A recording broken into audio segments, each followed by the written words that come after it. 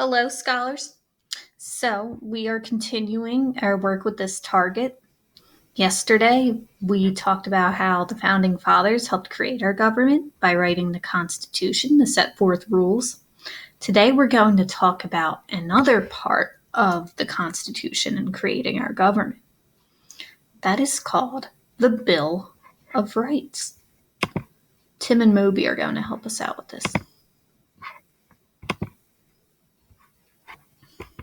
You're done? Well, let's hear it.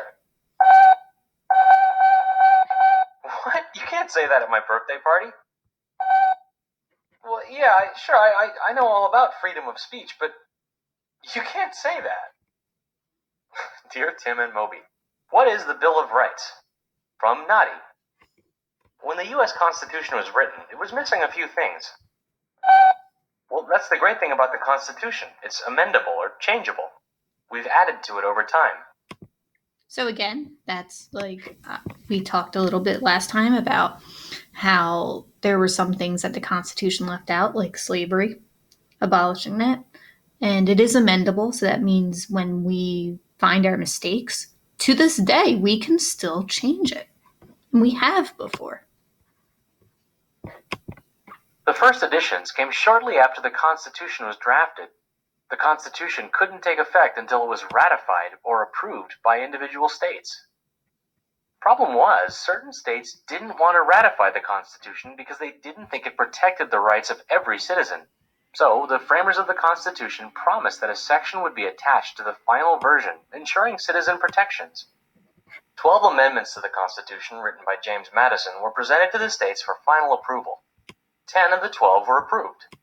We call these first 10 amendments to the Constitution the Bill of Rights. The First Amendment. All right, so the Bill of Rights, the first 10 amendments. So kind of like changes or rules. So the Bill of Rights are the first 10 rules that are fundamental, that are important to our government. And it is a really major one.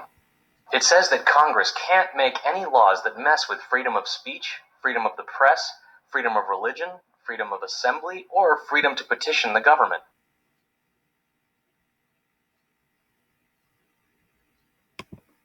These freedoms are really important to all Americans. They're what allow us to speak our minds and act in ways that make sense for us. The Second Amendment says that Americans have the right to bear arms. Yeah, it sounds a little scary, but the idea is that the citizens should have the right to protect themselves and their country. You can learn a little more about it in our Guns movie.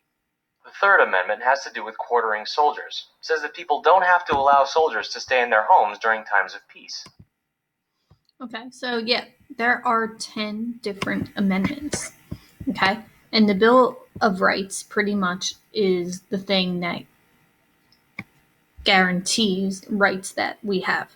Right, so the Constitution said that it wanted to do so, but there was a lot of confusion. So, like I said, they changed it. Okay, so today, what you are going to do now, you are going to check out the read aloud that was also with this video on Google Classroom. And if you are still waiting for Miss Hazel to bring you out of your breakout room for your break or for the next rotation, then what you can do, as always, you can do a bonus activity or you could check out and go on iReady. Okay, so go back to Google Classroom and go to the read aloud that I have for you guys today. All right, get to work, scholars.